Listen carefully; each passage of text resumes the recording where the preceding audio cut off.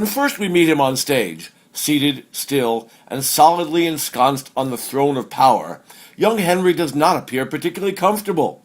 He appears, in fact, to fidget. Yet when he's on his feet, watch out. As played with passion and intensity by John Tufts, this Henry is a man of action, more at home on the battlefield than at court. He is a man's man, and, proving the suppleness of his abilities, Tufts is equally credible as a ladies' man, as we note when he goes a-courtin' for a queen. This Henry is the personification of the perfect royal leader, perhaps too perfect. The once rascally youth is now mature, serious, and stable. Presented to us like this, nearly fully formed, the arc of the protagonist's development is foreshortened. If not for Tufts' commanding and muscular performance and general likability, this final installment of the history series would have been far less compelling. As the play opens, Henry, hunting hard for a rationale to war with France, hangs his hat on a flimsy legal hook.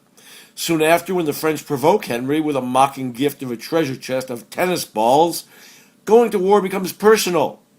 Armed with the ability to rouse his troops, Henry is in his element. The warrior king, by the way, could have been dubbed Henry the Hard-Bodied. Rather than bearing arms and donning armor, Tufts' Henry merely bears his muscled arms in battle.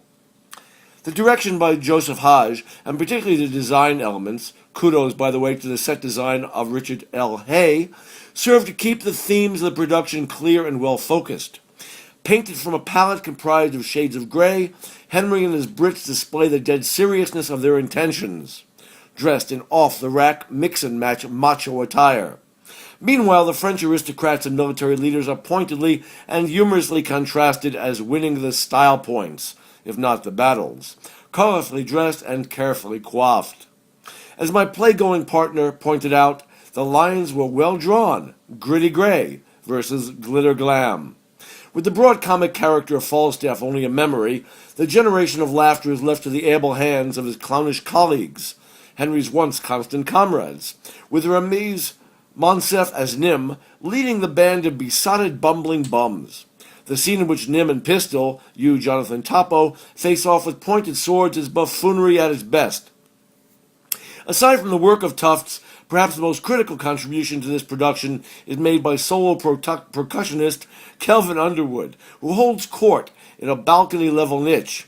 Particularly in a play where the scenes of physical violence are unseen, the colorful soundscape and core-rattling martial drum beats prove essential to driving the drama.